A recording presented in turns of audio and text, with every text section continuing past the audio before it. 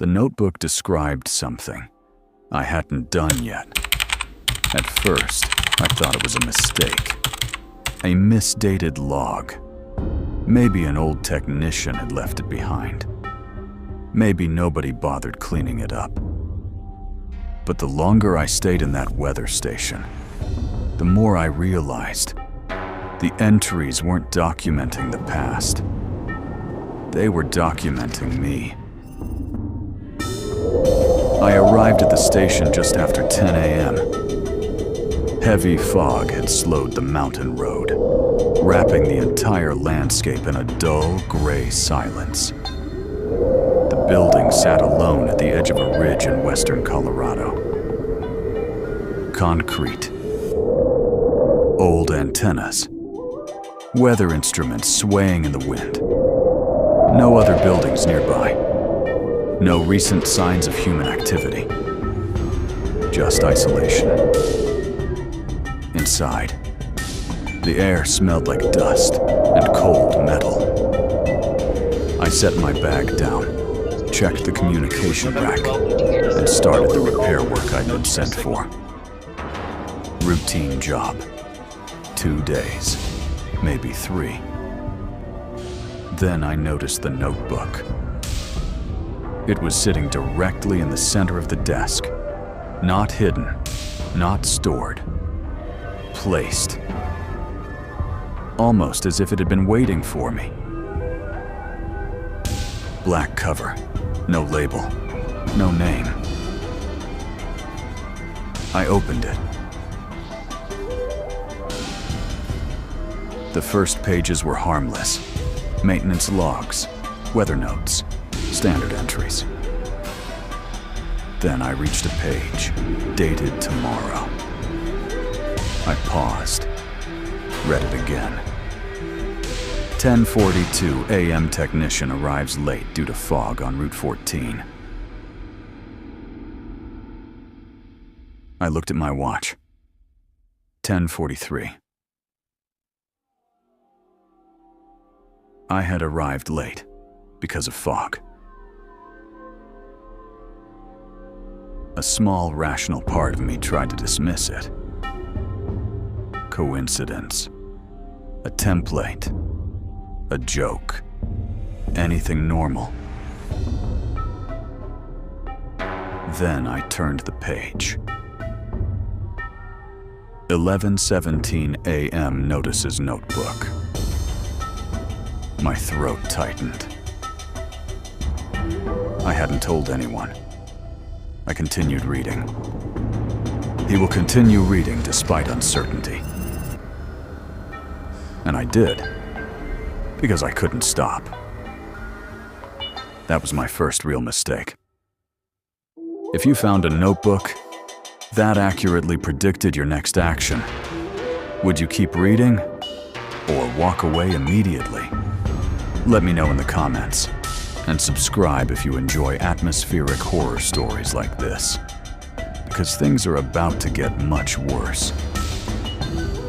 By evening, the station had become completely cut off. Fog rolled in so thick, the windows turned into blank gray panels. The outside world disappeared. Only sound remained. Wind. Metal shifting. Occasional static from old equipment. At around 9 p.m., I heard footsteps outside. Slow. Measured. Circling the building. Not hurried. Not random. Methodical. I checked the windows. Nothing. Just fog pressing against the glass. The footsteps completed a full circle around the station, then stopped. 20 minutes later, I opened the notebook again. Another entry had appeared. Dated tomorrow. Do not look outside at 2:13 a.m. I closed it immediately. But sleep didn't come. At exactly 2:13, I woke up, not gently, like something had pulled me awake. Knock, knock, knock. 3 strikes against the outer wall. I sat upright in bed, staring at the window. The warning echoed inside my head. Don't look outside. But I still did. Outside, near the weather instruments, stood a figure. Motionless. No light. No gear. Just a human shape in the fog.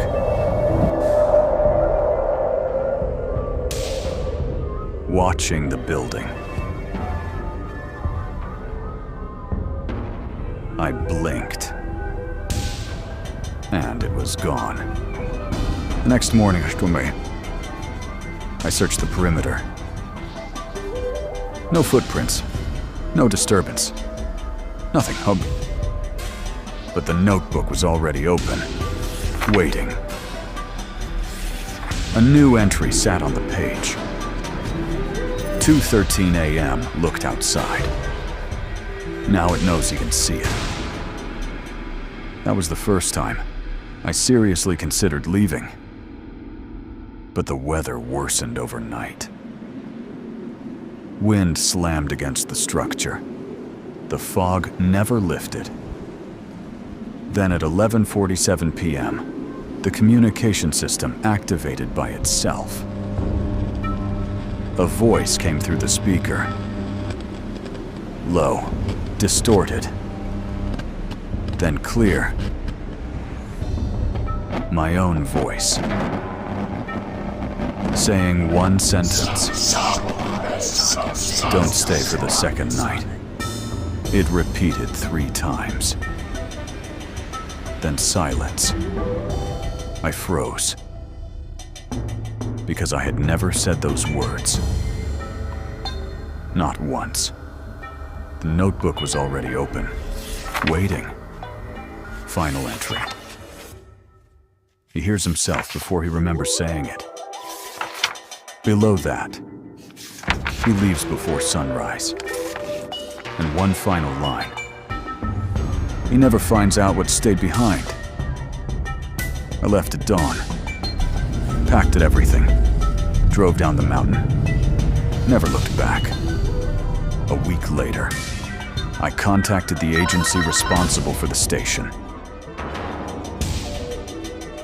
They told me something simple. No technician had been assigned there in months.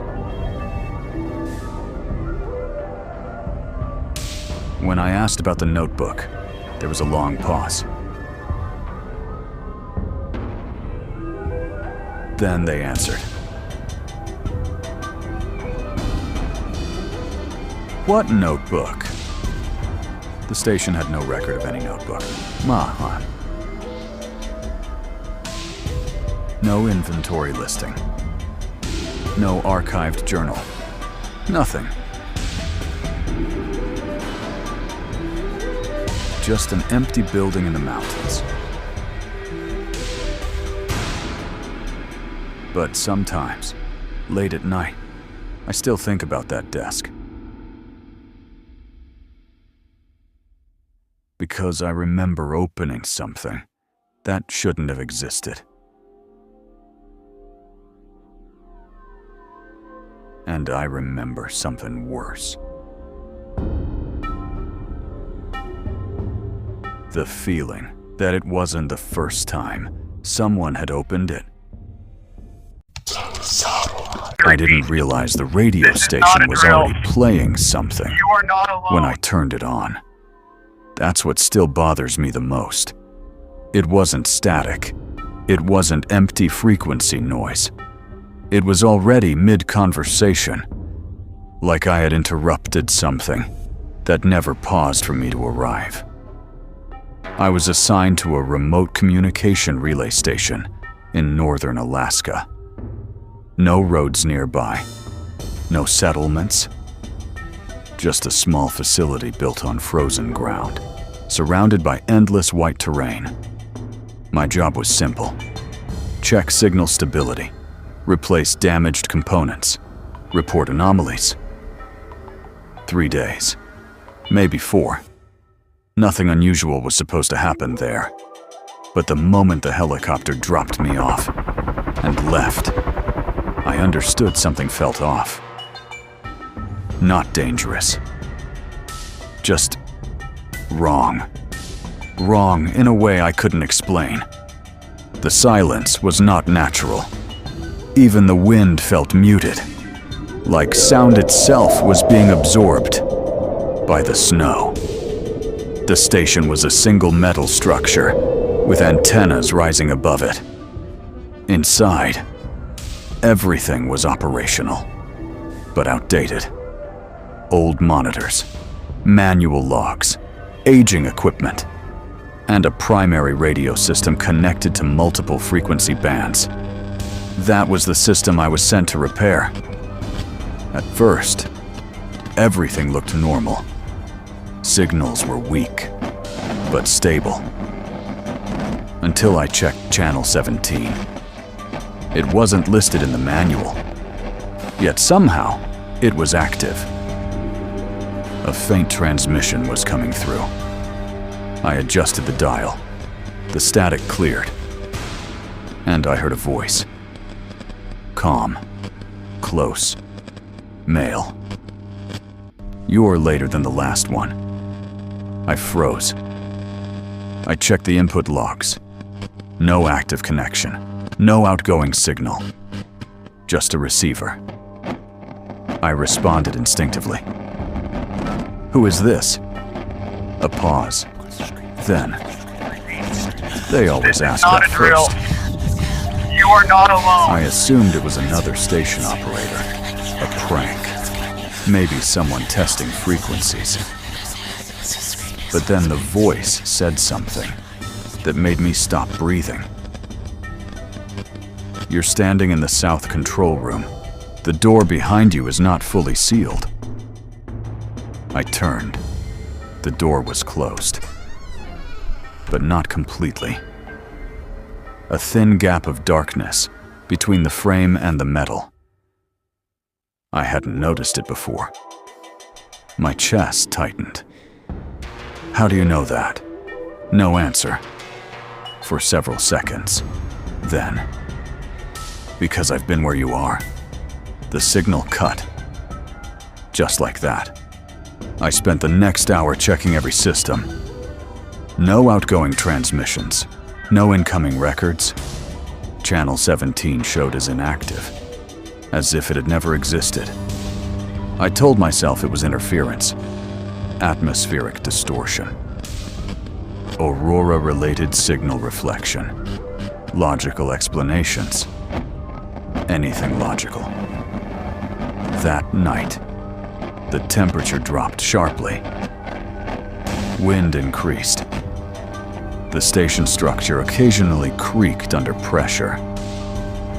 At exactly 2:11 a.m., the radio turned itself on. Not manually. The system activated without input. Channel 17 opened again. And this time, there was more than one voice. 3, maybe more. Overlapping. Talking slowly, like they were waiting for me to catch up. One of them sounded like me, but older, more tired. You checked the wrong log. Before I tell you what happened next, I need to ask you something. If you heard your own voice, coming from a radio that shouldn't even be active, would you answer it? Or would you walk away? Let me know in the comments. Because what happened after that was much worse. I stood up immediately. "What is this?" Another voice responded. "You're still inside." That sentence made no sense. I looked around the room. Everything appeared normal. Monitors, lights, equipment. Then I noticed something. On the main screen, a live camera feed, pointing at the station exterior. I hadn't activated it. On the screen, I saw myself standing inside the station. But the angle was wrong. Too high, too far away. As if the camera wasn't inside the building, it was above it, watching down. I stepped back. The feed didn't change. But then I noticed movement behind my image. A second version of me, standing slightly out of sync, turning too slowly, not matching my motion. I shut the monitor off immediately, but the radio kept speaking. They only send one at a time. Silence followed. Then,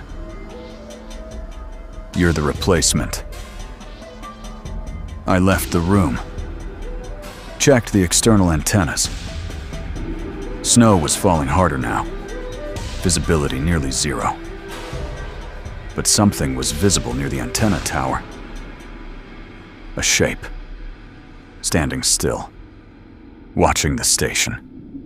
I thought it was fatigue, cold exposure, a trick of perception. But then the radio came back, and my own voice said something I had never said. "Don't come outside." I froze, because I was already outside. And the voice continued. "They don't know which version you are yet." The shape moved, only slightly. But enough. Enough to tell me it had been watching the entire time. I ran back inside, locked the door, checked every system again. But now the logs had changed. New entries appeared, in real time, describing everything I had just done. Step by step. Even things I hadn't finished doing yet. Then every screen changed. Every monitor. Every device. One sentence. "You are not the first to receive this signal." The radio stopped transmitting. Complete silence.